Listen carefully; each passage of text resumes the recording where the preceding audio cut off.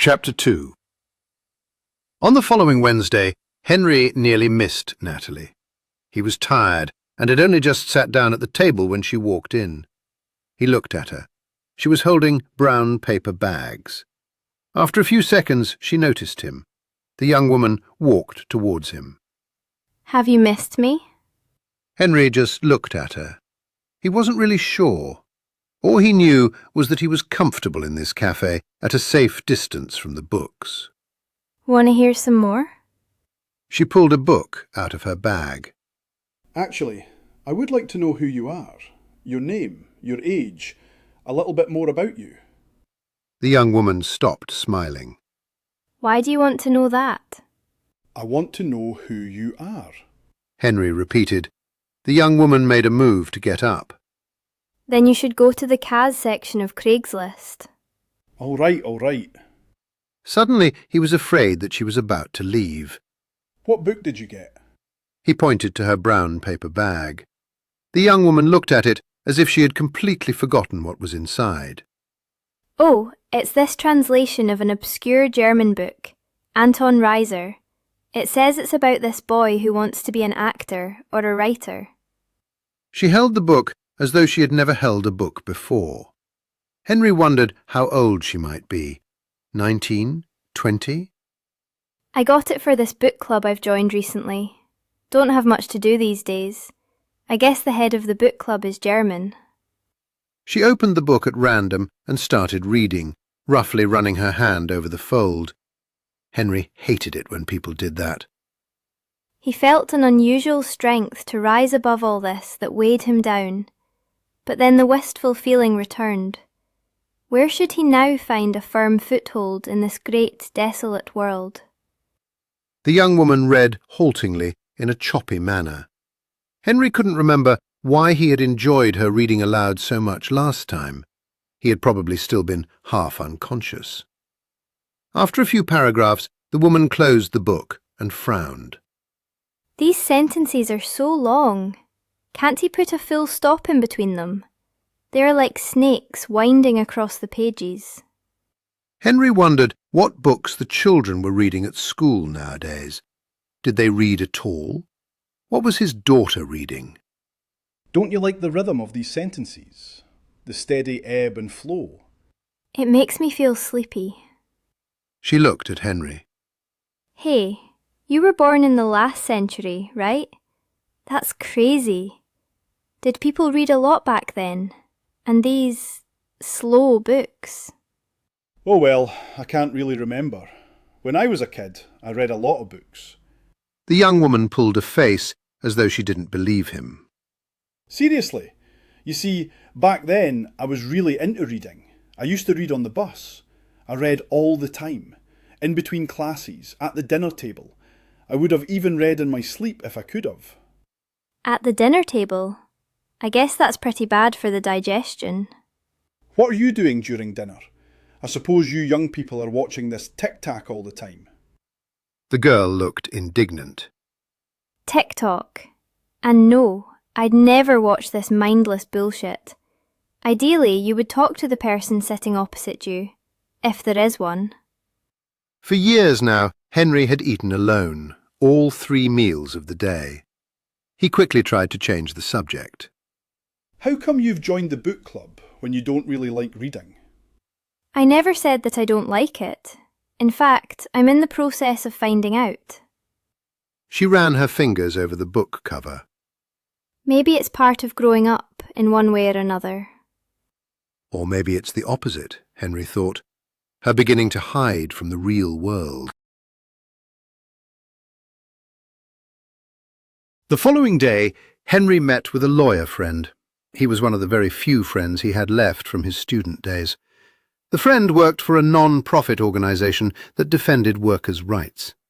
Henry was painfully aware that they were on opposing sides, with himself being a corporate lawyer. Unlike Henry, his friend was not very successful at hiding his age. He was a little bit overweight and wore glasses with square frames. Henry was still unsure whether to sue his publisher. He was looking for was some legal advice about his situation, and had brought a copy of the contract with him. Look at this. Henry said, putting it on the glass table. These are the legal provisions under which my book is being published. It says that they will provide me with an editor, which they never did. Henry's friend peered at the contract through his square glasses. So you mean you're angry because they didn't criticise your writing? His eyes twinkled mischievously. Henry sighed. You see, every writer needs an editor, someone who can point out your blind spots. He thought about how he had desperately tried to edit his own novel after it became clear that the publisher had done nothing. How he had tried to eliminate his own identity for a moment, to be someone else as convulsively as possible. Well, his friend added some sugar to his cup of tea.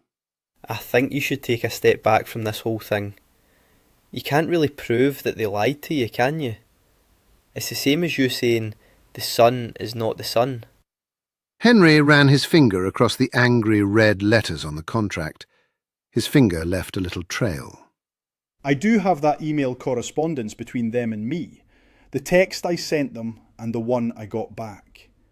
His friend took the contract and tapped one clause with a fingernail. Look, Henry, this line, will provide an editor. It's thin gruel. It doesn't say what kind of edit, how much, or when. In court they'll say an internal read-through counts, that editorial depth is their discretion.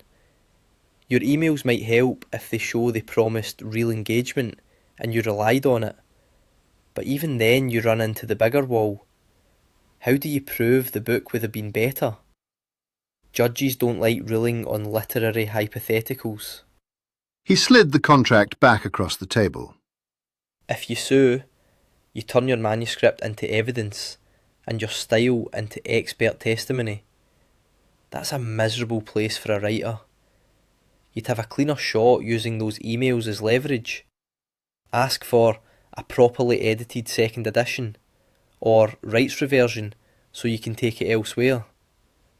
You're not wrong to feel misled. I'm just saying the law won't mend that the way you hope. He sighed. By the way, I wouldn't have taken you for a writer, Henry. You were so pragmatic back then at uni. You were always the first to finish your term papers. Wanted to get into corporate law so badly. Henry shrugged. How is one related to the other? Well, I thought you were going to write something theoretical about your field. Those were the things you used to get hung up on. His friend somehow looked at him as if he were an exotic animal. If Henry was honest, he was finding the field of corporate law increasingly uninteresting.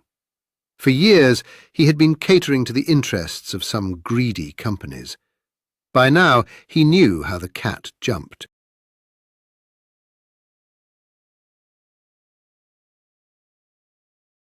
Henry had only just sat down in his usual spot when the girl burst into the cafe and flung her book onto the table.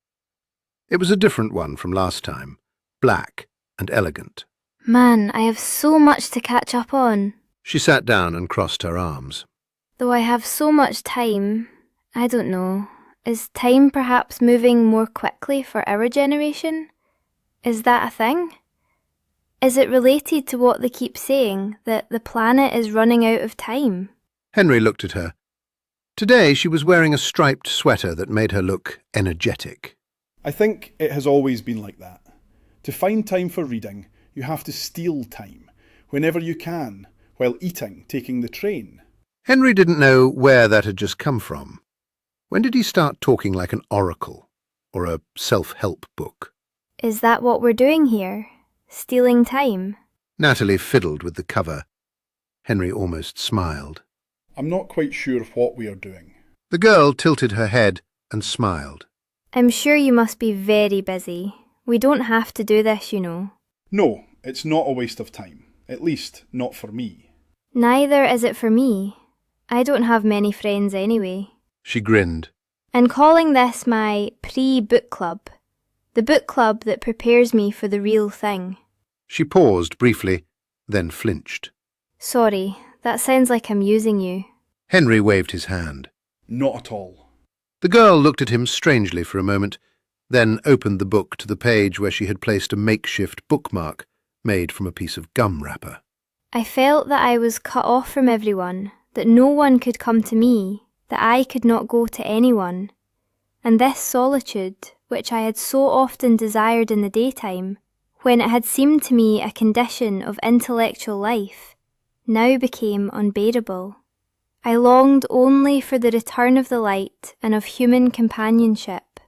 Yet even when the day came back, it found me still enclosed within myself, unable to escape from that inner loneliness which no external presence could altogether dispel. After reading a few pages, Natalie put the book back on the table. It's too much. It's like he can't find just one way to say something, and so he says it in 10 ways. Henry smiled. He would have recognized the book even without seeing the title on the cover. Maybe because he finds that there's so many ways of looking at things. Well, it's just too much. I prefer a more straightforward approach. You'd probably be a good lawyer, the no bullshit type. And what is this Marcel guy actually complaining about? He's got money, right? He has time to lie in bed all day and do whatever he wants. It was the first time Henry saw anger in Natalie's eyes. I think the real Marcel was very sick and chained to his bed. And writing was not his choice. He had to do it. But I didn't understand Proust when I was your age either. In fact, I'm not sure I fully understand him even now. Henry remembered that summer between semesters when he had finished writing all his term papers and found a defective copy of Swan's Way in a small, dusty bookshop. He had always experienced a slight dizziness after reading a few pages, as if he had drunk a heavy wine. At that time, he had decided that one day he would write himself. He wanted to make his readers feel dizzy as well. I mean, some people have real problems, like worrying about where their next paycheck might come from. Sounds like Marcel's problems were homemade. Henry was thinking. Was that what he was doing? Building his own castles in the air, and then throwing the keys away, though no one would go looking for them anyway. The girl was continuing. I mean, I thought that maybe reading literature was part of growing up, but the whole thing does sound a little childish. She looked at the book. Henry was sure that she'd soon give up on the book.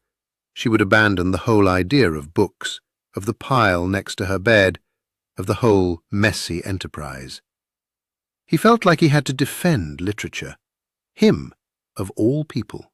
Maybe look at it this way. Writing down your worries and inner struggles sounds like a pretty mature way to come to terms with yourself, doesn't it? Instead, Marcel could have bugged his housekeeper or all the people around him, but he decided to fight it out on the page. As Henry listened to the reverberations of his words, he didn't think they were so bad. He took a sip of his coffee. Couldn't he have just gone to a therapist instead? Surely he would have had the money. Henry almost laughed. I don't think therapists existed at that time. So this is like a diary for him. The girl opened the book again. In a way. Huh. She looked at Henry, her expression difficult to read. Have you ever written anything? Like a diary? Or a novel? Henry suddenly felt as if he had swallowed a lump of lead. No, never. I think I told you already. He looked at his cup and downed the rest of the coffee. This time I have to leave early. Sorry. He put the wallet in his trouser pocket. He had almost reached the exit when he heard the girl's voice behind him. Same time next week then? He stopped and only glanced back quickly. Yes. Over the next few weeks, Henry met with Natalie regularly. Each time she read from a different classic and they discussed it. The book club was moving pretty fast. They debated the meaning of Anna Karenina and how Tolstoy explored themes of marriage, love and infidelity. They discussed the intricate psychological motivations behind Emma Bovary in Madame Bovary. They delved into the complexities of Hamlet. But in the end, they kept coming back to Swan's Way. Henry because he found that it contained everything. The girl because she found it difficult to finish the book. Over time, a thought settled on him. As long as she did not give up on Proust, he would not give up on himself and his writing. It was like the story of 1001 Nights, except that his own life, the life of the person to whom the stories were told, was at stake, and that Scheherazade was an impulsive young Gen Z woman who sometimes seemed on the verge of giving up on reading entirely. They didn't talk much about their personal lives. Whenever one of them started to steer the conversation in that direction, the other one shut them down. They were only guessing the details of each other's lives. Another unwritten rule was that Henry was not allowed to correct her pronunciation. The one time he had dared to do so, she had looked at him and put the book on the table. It had taken him a long time to talk her into reading on. Henry imagined that the reading sessions were also a kind of escape from reality for Natalie. She probably had a crappy job or a problematic boyfriend that she needed to escape from. Or she was in between jobs, looking for a way to kill some time. They were reading writers who had been dead for a long time, so they were no longer competition for Henry. They had lived in a time, he imagined, when every sentence had been put to the test, every word had been weighed in the balance. A time when people hadn't been able to churn out 2 or more novels a year like an assembly line.